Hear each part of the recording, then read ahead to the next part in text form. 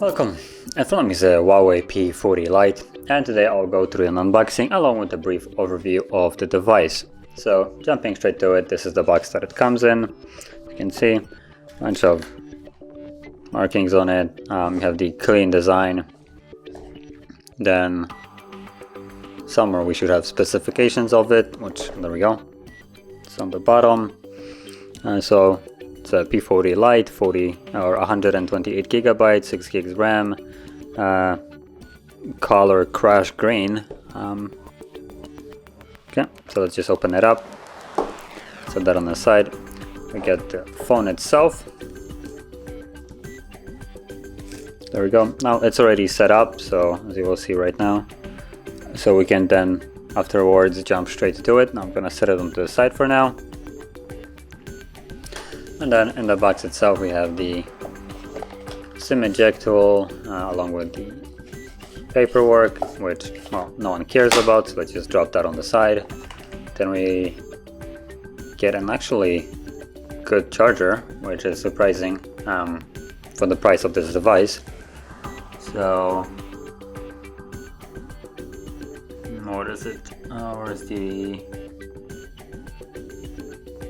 It's 10 watts 4 amps, so it's basically a 40 watt charger, so that's actually a super nice one. Really nice to see this kind of charger in there. And get the cable for charging, just a simple USB C to A, as you can see. Then you look like you have some buds in here, and just by looking at them they look awful. So I'll probably use my own upper, not this thing kind of thing. And then in here, yeah, there's nothing in here.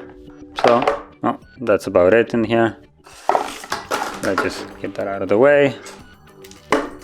We get this and this. So to start off, we get the display with the camera hole punch as you have on the Samsung ones. And let me just brighten it up.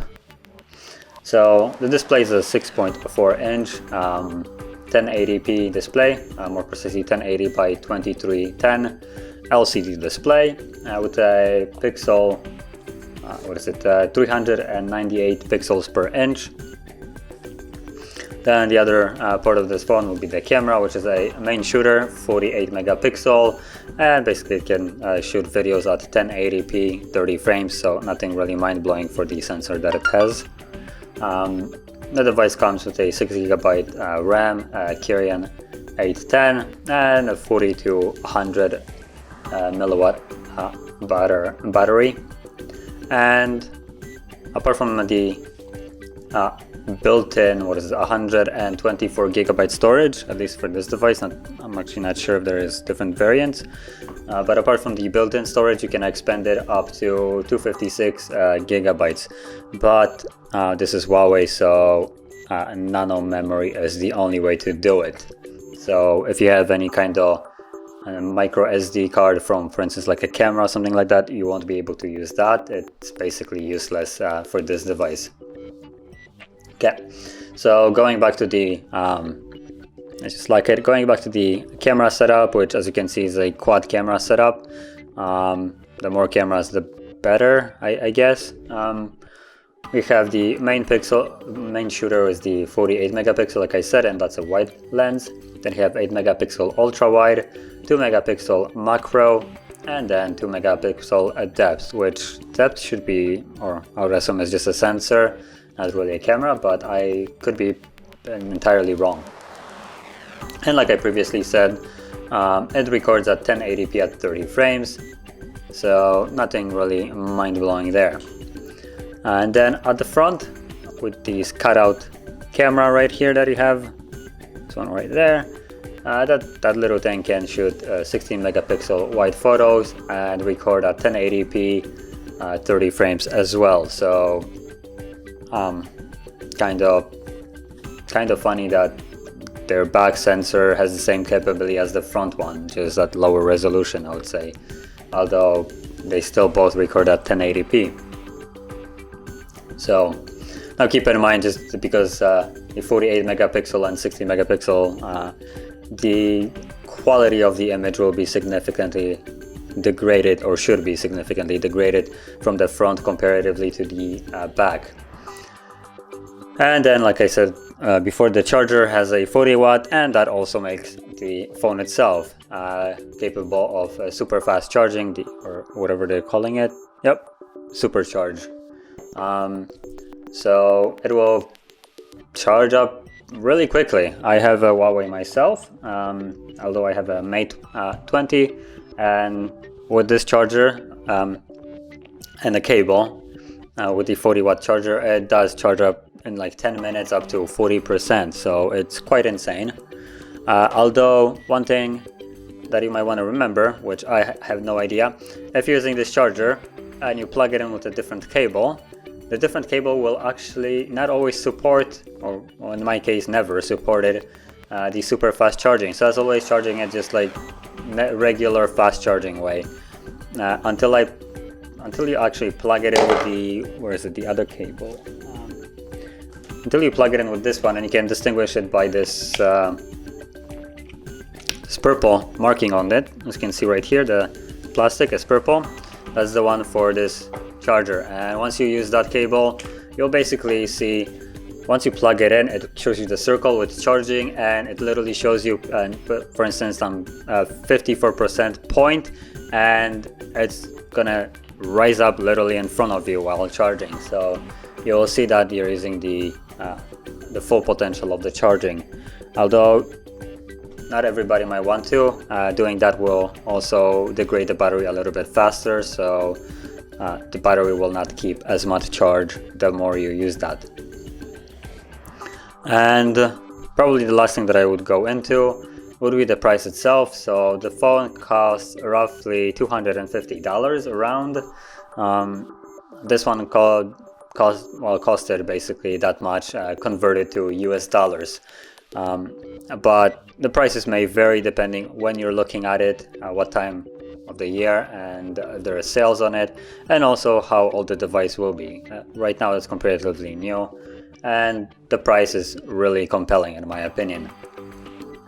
And itself, the device, you can actually take a look around. So you have the super tiny little speaker grill up here on the front. It's not even visible. It doesn't give you any notch on the display. As you can see, there is no notch. The bezels are fairly thick, but they're rounded, so they don't feel as chunky. The button chin is also minimal comparing to the rest of the body. Then you have the fingerprint sensor along with the power button combo. So right here, as you can see, that's a button, and then volume rockers. At the top you have a speaker grill. You can get the camera. There we go. You can see that tiny little black hole. That's the speaker grill for the loudspeaker. Then on the other side, which is the left side, you have the SIM tray right here.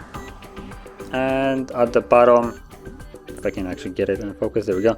At the bottom you have the speaker grill, microphone, the Type-C charger, and also a headphone jack, which is now a rarity on any device. And at the back you have this glass finish with I believe it's a plastic back. And yeah, so the device itself actually feels nice. By using it, I have used it for fairly brief moment, but it felt decent. I mean, it's not going to be flagship level of performance out of a device that costs $250, but still, for the price, you actually get a fairly decent device in my opinion. And well, probably the elephant in the room for that price is the fact that you don't get Play services. So no maps, no Chrome, no Play Store, no bank support for the majority of the part. NFC becomes useless apart from connecting to headphones that support it. So you lose a lot, and any kind of app that you will want to download, you will have to either download it through some kind of software that they probably have somewhere here, the app gallery. So you also need to log in with their account for that. And not every app will be there. Not every developer from the Play Store decided to shift over. So that might be a little bit of a challenge to switch to a device that doesn't actually have all the things that we're used to. That also includes backups and kind of the crucial things that we're used to having, I would say, without even actually noticing it. So probably the price of the device is low because of this fact.